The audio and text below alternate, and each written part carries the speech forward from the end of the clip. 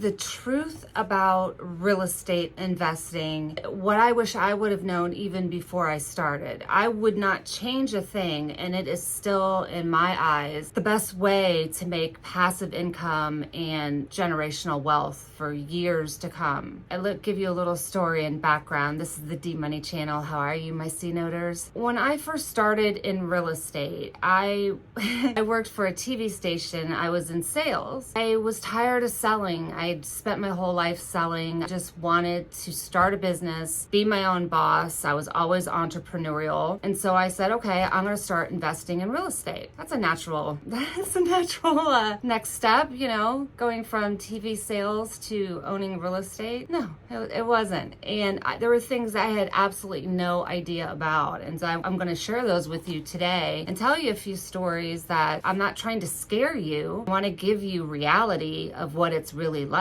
When you're investing in real estate, you're investing for cash flow. At least that's what I did. I didn't want appreciation. I wasn't, not that I didn't want it. I wasn't making an appreciation buy. I was making a cash flow buy. At first, what I did is I spent every weekend for 6 months driving around every neighborhood in our city, and I would write down every street that looked like a street that would be okay to invest in. I had little sayings like, if it ends in wood, it's not good, because it seemed like every street that ended in wood, it wasn't good. And then trying to develop a strategy of where I wanted to own in our particular city. I always planned on going from 0 to as many units as I possibly could. I knew nothing about fixing anything. I couldn't fix a sink, plunge a toilet, nothing. I knew I had to grow, and I needed help, and I needed, as many units as I possibly could so I could have a full-time handyman. First units that we bought was a 10-unit building. I called it our hooker or cooker building because they were either a hooker or they cooked at Denny's. It's just that building. That's the way it was. This building just has a story on its own. It was an old gentleman. He came to the closing with this wooden box, and we were so afraid of this wooden box forever. It's like we just moved this wooden box all over the place. It had all the keys in it, and it was our idiot-proof building. We did everything to lose money on this building. I mean, every mistake you could possibly make, we made, but it just cash flowed so well. No matter what we did, we made tons of money on the building. Crazy.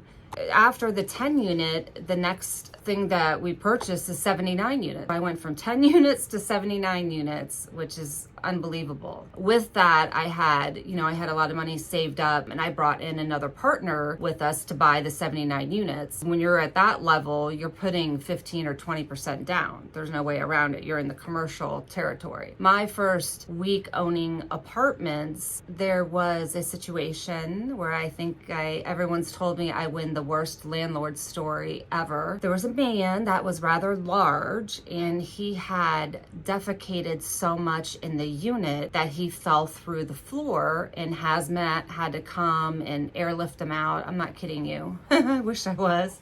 And I'm like, well, what do you do? If I actually had a vacant unit, I would have had to let him rent again. And thank, God, I didn't have an available unit. Even when we did our walk around, because I walked to every unit and looked at every unit, that unit we couldn't get in. I should have known right then there's something was off. So lesson learned. What I'm trying to say is there's things that happen that I had never seen real life before like that. I mean, I didn't know people lived like that. I didn't know there was hoarders or that they would live in filth. I mean, I remember looking at a home and I couldn't breathe out of my nose. I had to breathe out of my mouth because it was so horrific, the smell in the property. You couldn't breathe. And I didn't want to be rude because the sellers are showing us the house. And I'm like, oh my gosh, there's kids here. They're living in this. And some of the stories break your heart. I just want you to be aware there's a whole other side of life. That's the life that you are going to be part of. You want cash flowing neighborhoods. And a lot, you can't be in the upper class neighborhoods and have cash flow. You might have appreciation and all of that, but cash flow is what I needed to be able to quit my daytime job. I look back at so many things and I'm like, I am so lucky to be alive the risks that I took that I didn't even realize I was taking because I was, 30 years old, and you couldn't tell me anything, man. I was, I would show units by myself with, two men.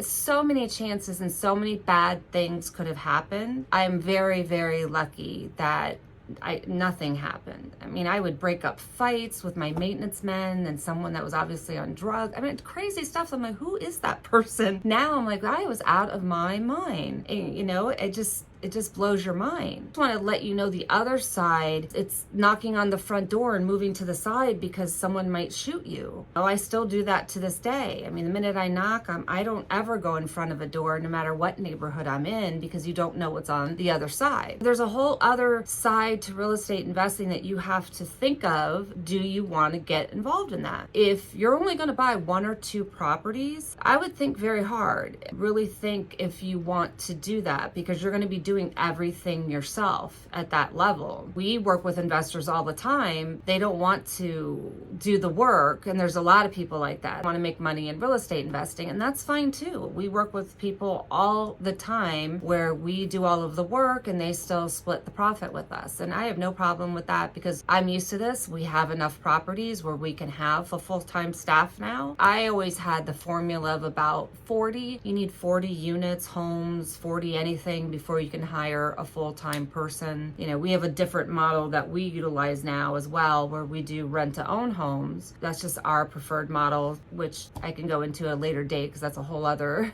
course and video. I wanted to tell you the truth about real estate investing. It's great. It's incredible passive income. I know they call it passive income, but it's not very passive. You're going to be doing a lot of work, especially if you're starting off from ground zero. You're going to have to do a lot of the work yourself, repairs, everything. So there's the maintenance men that will skip out on you. I never paid them till Friday, or they would disappear.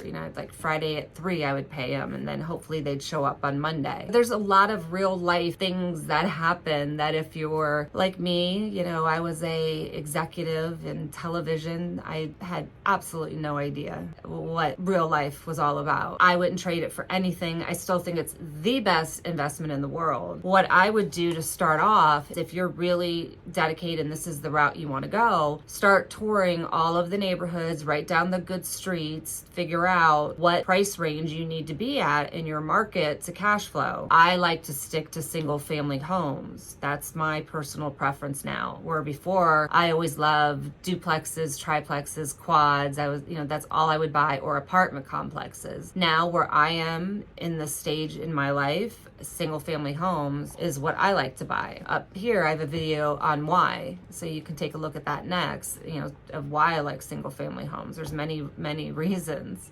If real estate is what you want to do, start driving the neighborhoods, write down the cities. You got to start doing market research and look at the value of homes and what you can possibly purchase. I've never bought a home off of the MLS. I've always bought a home direct from the seller, or I would work with wholesalers in the market. When I was younger, I believed that when you bought a investment property and you bought and it cash flowed, that you were paying full rate, which is crazy because you make money when you buy real estate, not when you sell it. And you can get great deals right away when you purchase real estate. Where I am in my life, I want it close to rent ready. That's important to me. You have to drive the neighborhoods, do the market analysis, do the rent roll, figure out what the rents are in the area. There's, a lot of different sites that you can look at for that. Zumper, Turbo Tenants, Zillow has a rent profile, Redfin, find out the rental rates for 2-bedroom, 3-bedroom. I would stay away from 1-bedrooms because those are very transient and they move a lot, and it's not worth it. A lot more work. Stay in the singles to the quads because it's easier to finance and you still are in residential lending. I also have, at the end of this, I'll show you, I have a lender call where you can listen to me actually talking to a lender about their programs, because you want to set up your funding before you go and start looking. You want to know what you could be approved for and what programs are available to you. There are a lot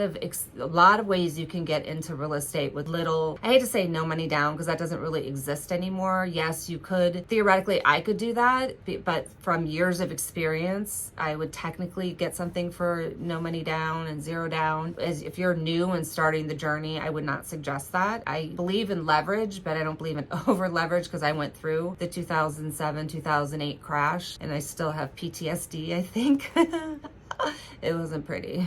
I would never suggest that you do that, but stay in that single to quad. The other thing is I always had an inspector come and inspect the unit before I would buy it. And I would tell them, because inspectors can also be out of their mind and give you a 50-page report. I would say, look, I know it's not the perfect place. It's an investment property. Tell me the big things so I know what I might need to work on in the future and save for capital improvements. But I don't want every scratch, ding reported to me on the report. That's just too much. You have to think of your exit strategy. I like to build things backwards. So what is your end goal? Do you want to own 20, 30, 40 units? Do you want to retire from your real estate investing? Figure out your end goal and build back from there and see, is it a good plan and can you make it to that? Or do you need partners? Or would you rather someone else handle your real estate investing for you? There's all different ways that you can get into real estate investing. I just wanted to give a quick video of the reality, and it is a different life. And if you are like me and the white collar worker that is getting into real estate investing way back when,